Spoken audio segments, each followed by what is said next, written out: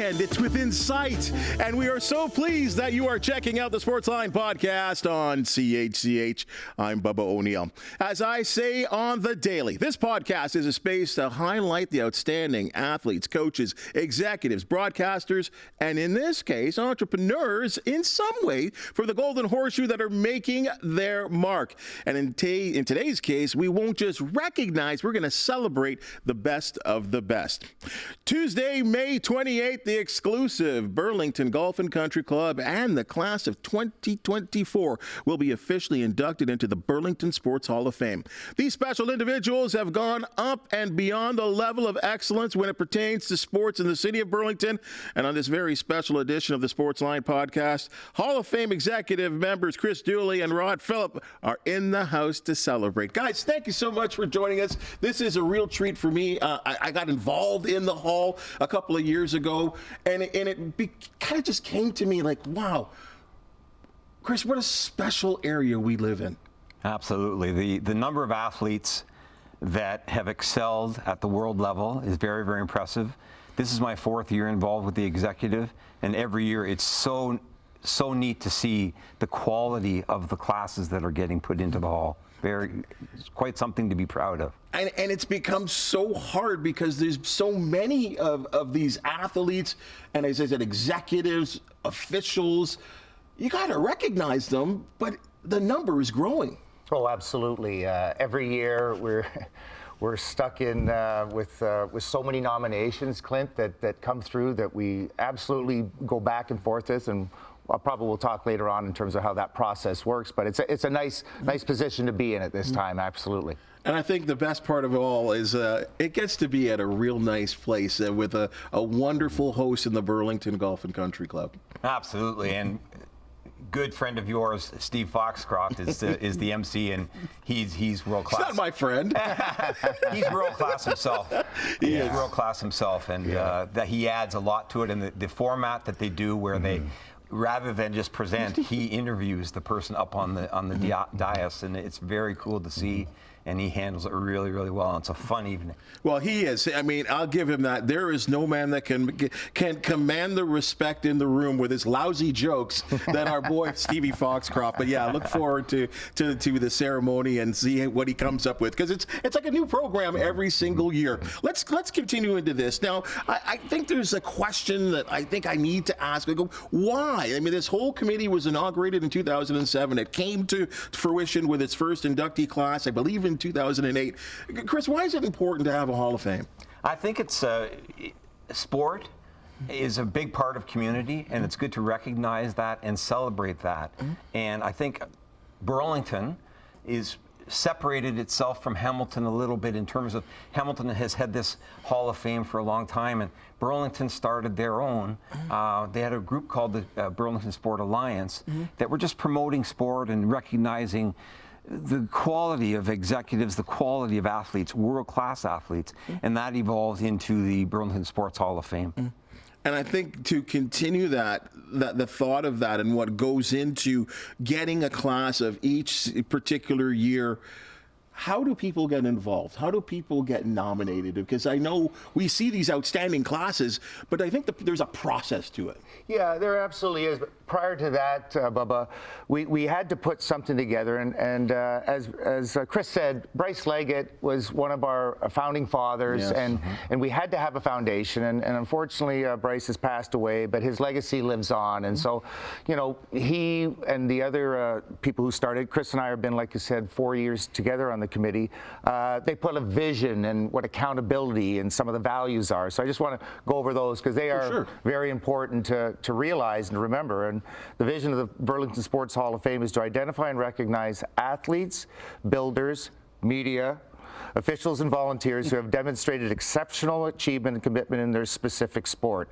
Engage and inspire through recognizing excellence in sport. And obviously our values are integrity and honesty.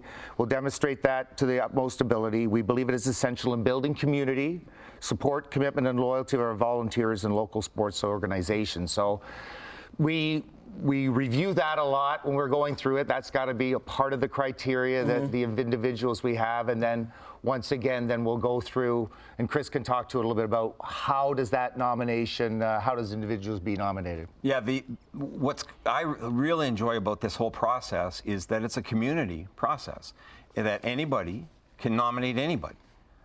You can nominate there's criteria that has to be met, but anybody can nominate anybody.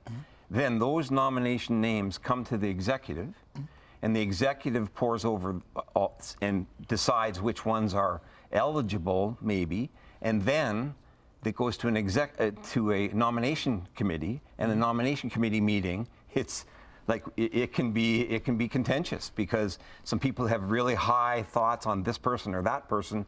We try to get around 5 people per year, and it's really, really challenging because the quality of the nominees is quite something, and then the nomination committee has to go through those, and then they recommend a slate, and that slate goes back to the executive, and then the executive approves it. So it's a really neat process. And I think what people have to remember, it's not just new people that are nominated each year.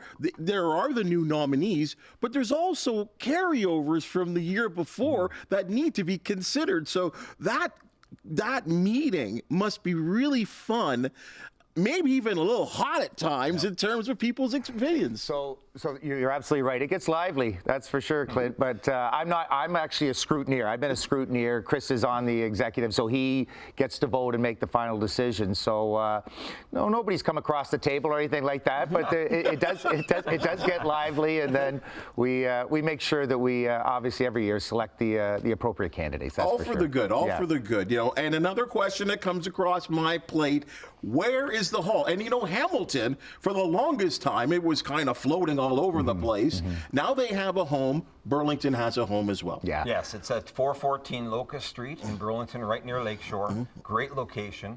And one of the great things that's happened in the last 2 years is that there's a touch screen, so it's interactive. So I could go on and press on Jake Godar, and I could read the bios that have been written about the athlete that I want to look at or the person I want to look at. And it's very, very cool, and there's pictures and there's memorabilia. It's very, very well done. And I think also to remember too that you have gone above and beyond to name sponsors. I mean, these things just don't happen if we don't have people that help and give, and that's an important part of the hall as well too.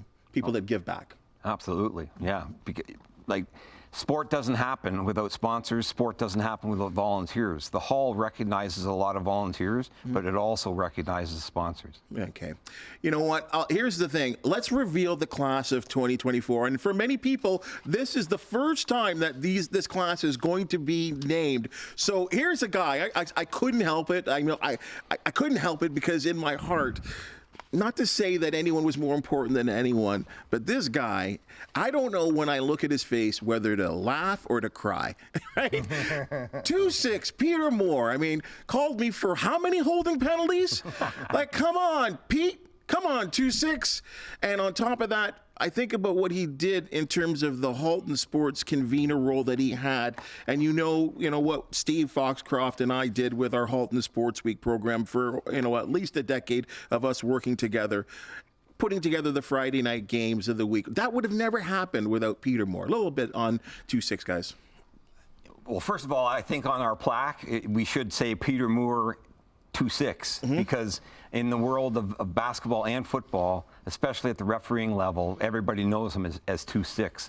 And Peter was an OUA football official from 1969 until 1995. And then he was a signer for the Lakeshore Football Officials Association for 25 years. So he's going in as a builder. He also refereed OUA basketball, where I have a lot of impact with him over the years. He was an OUA ref for 25 years. He also chaired, and one of the things that I'm very impressed with his work, he chaired 6 different girls offset championships and 7 boys offset championships. And there's a lot of work putting together a 16, 18 team tournament. And Peter always made sure that it was classy.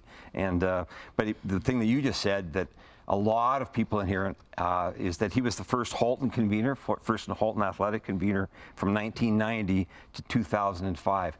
And as you do, I have a very soft spot for Peter. He passed away in 2013. And I know that a lot of referees, coaches, and athletes that are watching this right now will be thankful that Peter is being inducted into our Hall of Fame. There's no doubt about it. And he did it with a character unlike none other. Really did. Yeah. Flair. Yeah, he did. I was fortunate enough to have him referee me both in basketball and football, and then went on to play football at the OUA, and he was there too. So we would always have he'd always have a one-liner for me, as you know, and have a side story. So yeah, we do miss him, absolutely. Lisa Turbot, like, she broke down barriers, and she did it with an incredible level of excellence. Yes, it is incredible. Lisa Turbot has been an umpire for over 40 years. Wow. And at Baseball Canada national level since 1995. She's umpired and supervised 20 Canadian national championships and was the first woman to umpire at the Canadian Games in 2004 and 2006. She was the home plate umpire for the Women's World Cup gold medal game in 2004.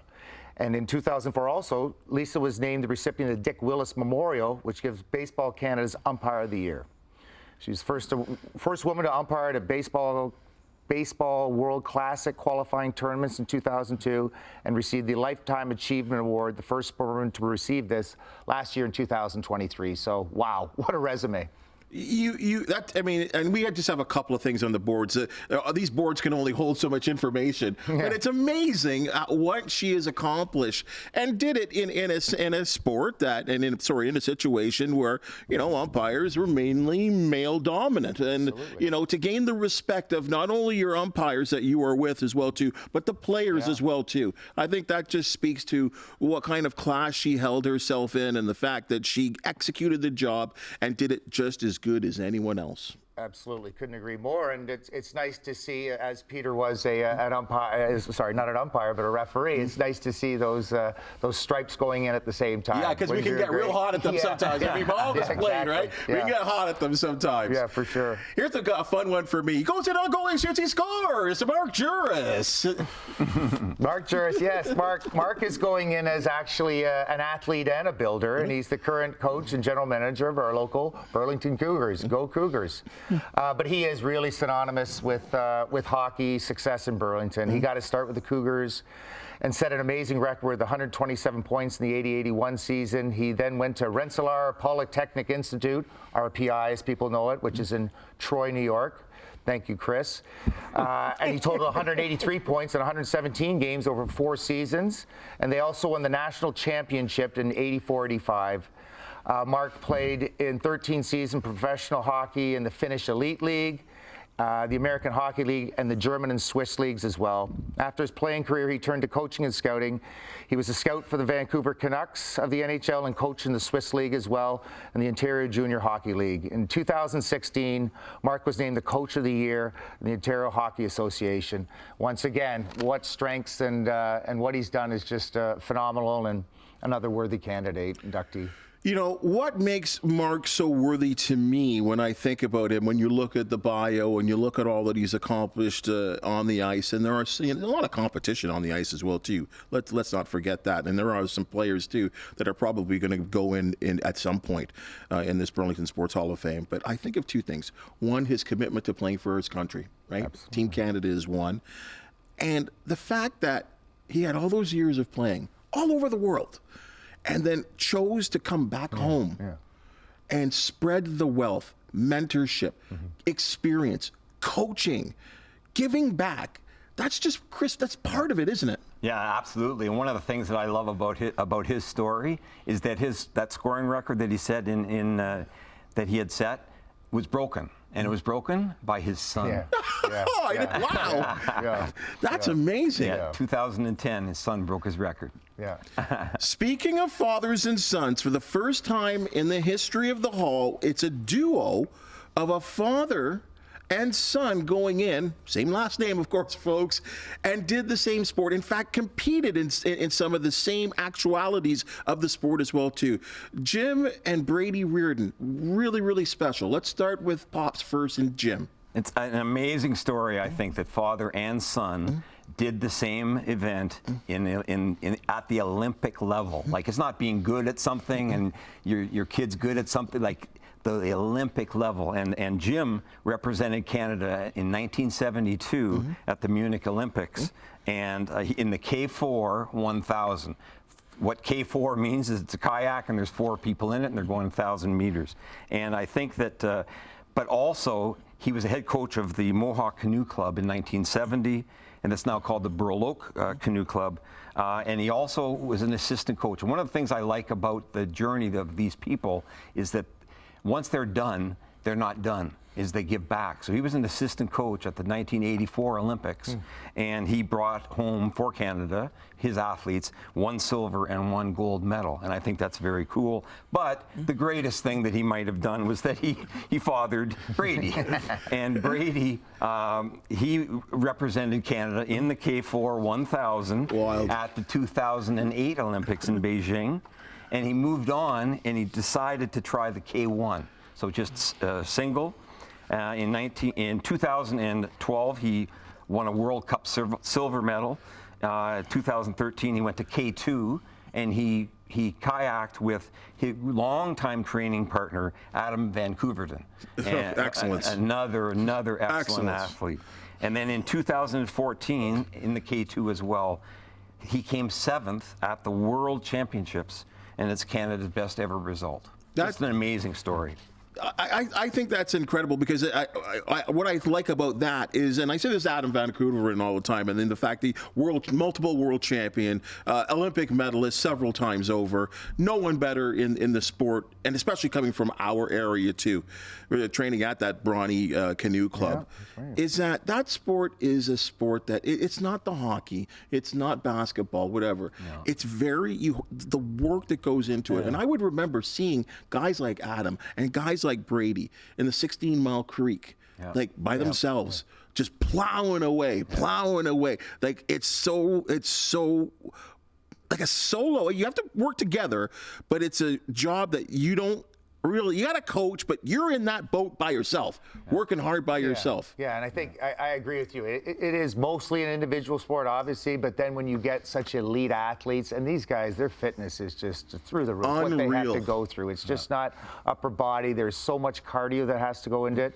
And, you know, once they get in the boat together, like the 4, like you were talking about, you got to trust in each other. That's why, maybe a segue, but I love the men's 8. The men's 8 in the Olympics, rowing is one of my favorite competitions because it is my favorite competition because it's all about teamwork and the physicality that has to go with it, and you have to do your job like a team sport. The shape level that you have to be in, that core level, all that kind of stuff. And like you said, you're doing that in unison with each other as a team. But you other got competing boats on either side of you, right? Exactly. Going just as hard as you guys to represent your country. So congratulations to the Reardons. Now, Mr. Tate. Now, what about Mr. Tate? Let's bring him in as well, too. Well, John has a soft spot in both Chris and my hearts. He's wonderful. He's been on the committee for a while. He hasn't for the past few years, but he's just been a dedicated volunteer over the last 40 years with Burlington City Rep hockey. He was the founding member of the Burlington Wolves. The Wolves eventually became the Burlington Eagles and City Rep Hockey Club as we know them today. In 1995, he was named president position, held it for 25 years. He was the founder of the Ron Wilkins Thanksgiving Classic Hockey Tournament, helped develop the highly successful Golden Horseshoe Tournament, attracting teams from all over North America and Europe. John also co-founded the Gift of Giving Back, Canada's largest youth organized food drive. And he was a member of the Burlington Sports Hall of Fame and also the Burlington Sports Alliance, and he gets in as a builder for us, and we can't be more happier for John. Well, this Eagles program, let's be honest here, that's synonymous with success. The amount of athletes and hockey players and even coaches that have gone through that program and gone on to bigger and greater things is amazing. But it's funny that you think about it. I think about those early rep years, and especially trying to cover that stuff. Yeah. You had like maybe one team for each age group. Well, now you've got each age group represented, but you got A, double A, triple A, elite, girls and boys. Girls and boys now. The growth of these programs are incredible, and what he put together and to found the likes of that team. Well, I guess it's not even a team; it's almost like a franchise at this point that is now run by several people. And I think that just to have that vision and say, hey, you know what? I think that we have enough people or enough kids here to run an elite hockey program, and then have it be as successful as it is. I mean, again, well deserved. Well, one thing that you mentioned earlier was that Mark Juris is synonymous with excellence in hockey in Burlington. Well, Mark Juris and all these other athletes that have done tremendous things in hockey wouldn't do it without volunteers like John Tate. Yep, that would have never happened, absolutely. And I'm sure they'll be so happy to see John get in as well. That'll be a nice night for sure. Yeah.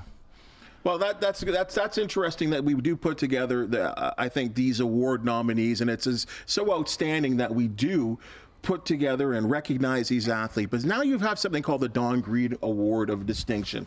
And I think that is a new award, basically, that represents someone that won't go in the hall, but they have done something real special to the community as well. Yeah, and I'll talk about what it's about, and then sure. Chris will talk a little bit about who the recipient is this year. This award honors an athlete, organization, or team whose accomplishments are worthy of recognition, even if they don't meet the criteria of the induction of the Burlington Sports Hall of Fame. It is this intent of this award to not only recognize these achievements, but also to shine a light on all who have contributed to the outstanding legacy of sport in our community. And actually, Chris and I are sitting beside one of the recipients from previous. It would be Bubba O'Neil, for sure. Mm-hmm. I think it's very cool that last year's event was interrupted by a whole bunch of Central High School alumni were there to honor a person who was getting put into the hall. And the reason it was interrupted was they went out and they had to phone. Mm-hmm. They had to phone their coach. And the coach that they phoned was Ward Russell. Mm-hmm. And Ward Russell coached football and basketball at Central from 1954 till 1987. And the love that guys like Tony Gabriel had for Ward and all of it was very neat to see. And he's getting the Don Green this year. Well, let me read that. 1954 to 1987. And the word mentor, I brought that up earlier, how important that is. And I know I can think of myself as a member of Assumption High School in Burlington. And I had, and it was the benefactor, like it was a very young school when I went there. It was only the second year that started when I went there. I guess, I'm dating myself now. 82, right? But my school had very young teachers. Mm-hmm. And to this day, and I don't know if that maybe because they were just fresh out of teacher school, that there was a relativity between the students and the teachers that lasts to this day, right? I ran into a teacher, that I hadn't seen in many, many years, Mr. Lewicki. I still call him Mr. Lewicki, right?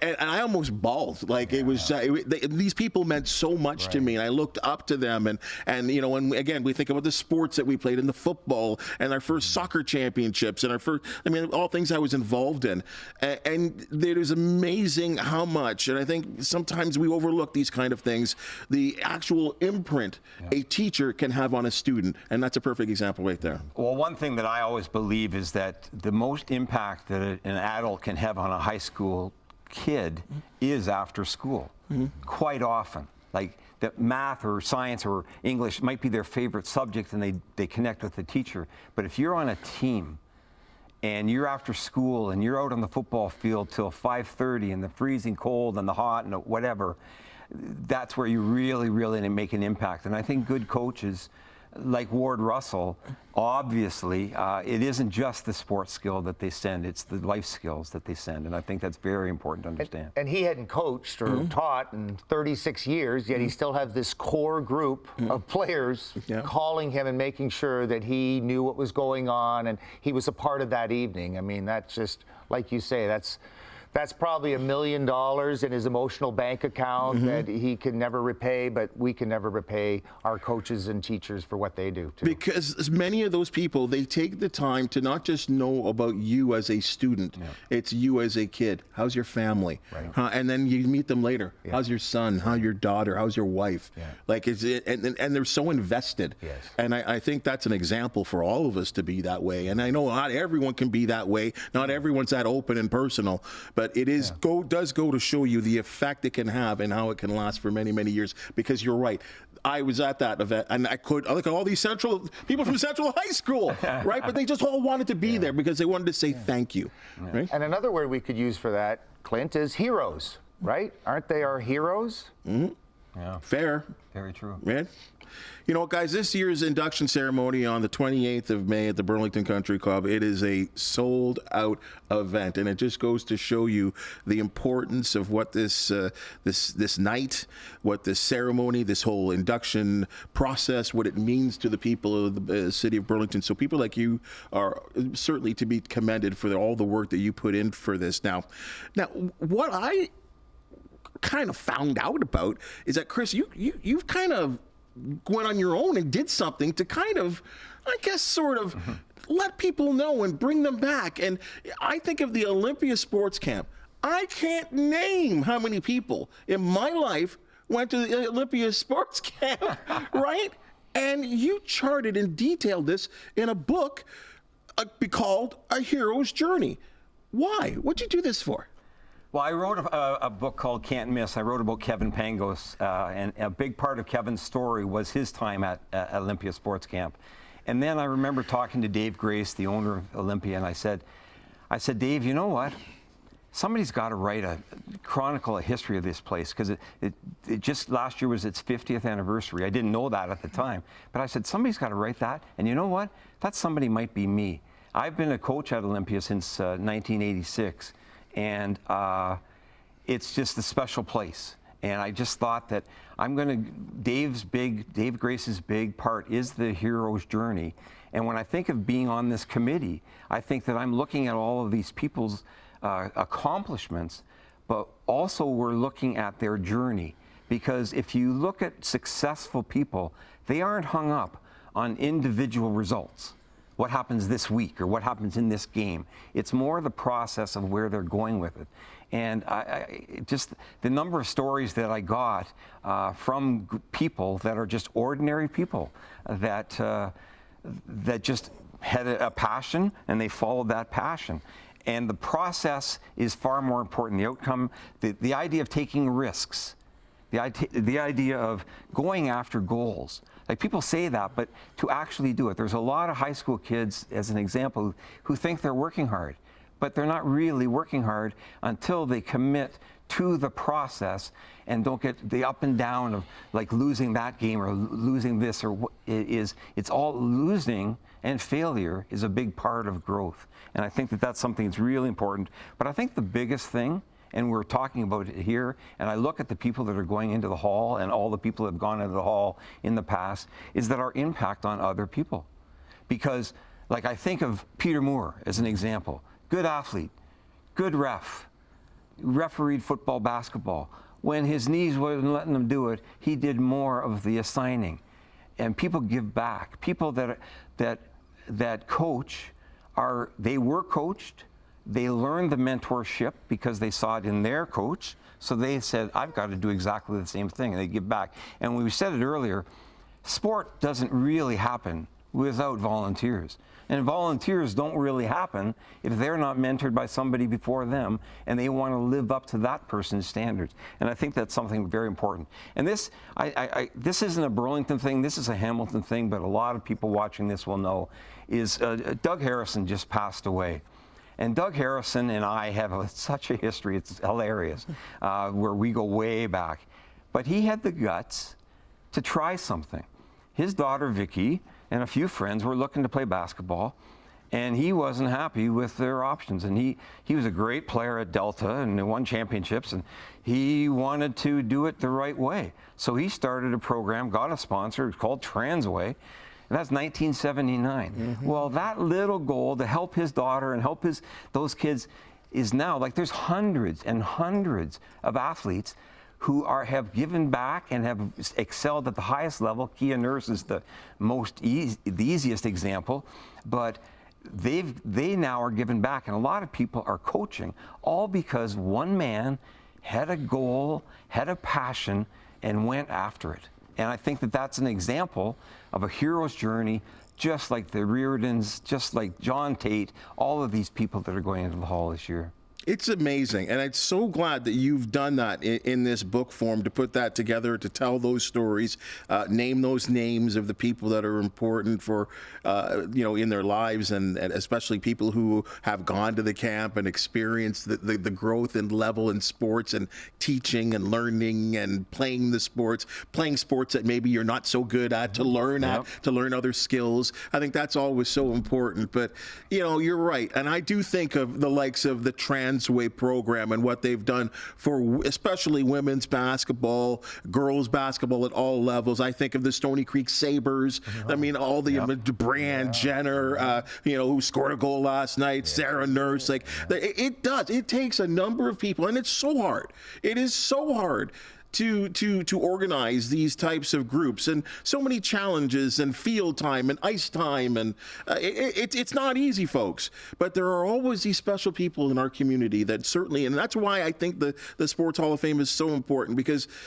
I don't know, no one does this for the money or whatever, and no one does it for the pat on the back. But I think it is an opportunity to give back and to say thank you, Peter Moore, thank you, Lisa Turbot, Mark Juris, John Tate, the Reardon family. Like, congratulations for what you've done, because it's an amazing thing. And if we can do it once a year, and every community, not just Burlington and Hamilton, Ward Russell, just an amazing thing. So, guys, this was great for you to come in here. I think for many, this is a revealing the class of 2024. So I appreciate all that you're doing, what your group is doing. I've watched from afar for many years. Now to be a part of it in some little small way means a lot to me as well, too. And I think a lot of people are going to be looking forward to the 28th of May. That's right. One thing I want to say, you are a Don Green Award winner, and we would like to honor you today.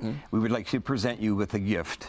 And I think it was when I was teaching at Bishop Redding, but you and Foxy had that show, and kids would come to school and they'd be saying, "Did you hear what they said last night?" And it was like they could phone in and doing all this, and the kids just love it. And there was one kid, I have no idea his name, I have no idea if he did it. He said, "You know what? I think those guys are so sharp. I think I'm going to go into media because they enjoy what they're doing, and I want to do that too." And I thought, that's a really neat story. I have no idea if it came true, but I want to thank you for having us on, and I want to honor you with a copy of my book. I can't wait to read this, because these are the things that, it's funny, I used to love picking up a Sports Illustrated, and that's all I wanted to read, but these are the kind of stories I like to read right now. These are the kind of movies that I like to watch, because they inspire me and certainly keep me going as well, too, and hopefully in some small way I can, help someone out or whatever, guys. That's what heroes do. That's right. You are extremely helpful, and also thank you to CHCH for doing this. This really helps our team, because we have a team behind us that are so wonderful, and it doesn't happen without that. So thank you so much. Well, as long as I'm behind this little microphone here on the Sportsline podcast, I look forward to next year, guys, and we can reveal the class of 2025. That would be awesome. All right, thank you very much, guys. Thank you. Yeah. Folks, if sports with Southern Ontario and a Golden Horseshoe flavor is your thing, the Sportsline podcast do want to hear from you. Please subscribe, hit that thumbs up button, and subscribe on the likes of TikTok and YouTube, so this way you always get the latest and greatest edition of the podcast here on CHCH, including Trending Now and Newsmakers. For the amazing hands and minds that do make the Sportsline podcast possible, thank you so very much, and we'll see you next week.